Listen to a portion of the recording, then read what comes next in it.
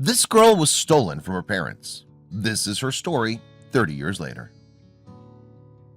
It is of the utmost importance for a parent to keep their children safe. The greatest nightmare could be losing your child to an abduction.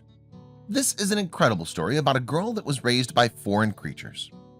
Marina Chapman was born in Colombia in the 1950s. She was playing in the garden when tragedy struck. A strange truck stopped nearby and somebody grabbed her and used chloroform to put her to sleep.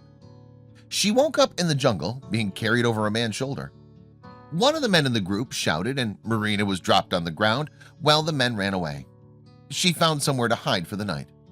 The next morning when she woke up, she was surrounded by monkeys. She sat there as their curiosity had them poking her in the eye and pulling her hair. Their curiosity intensified and Marina began screaming, but nobody came to help her. She followed the monkeys looking for food to eat. She watched the monkeys who learned to ignore her. She found some berries to eat, but she got sick. An older monkey, however, whom she refers to as Grandpa, led her to some muddy water to drink so that she could throw up and recover. Grandpa meant no harm. For the next 5 years, Marina lived amongst the monkeys. She learned how to communicate with them. She learned how to survive watching and mimicking them. She even sat in the trees with them.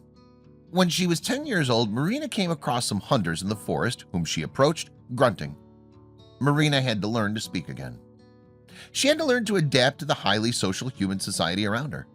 She was eventually adopted by a family who sent her to England, where she met John Chapman, a scientist who she married 6 months later. Marina never found her family, but this story is an example of a terrible event that one strong young woman managed to overcome.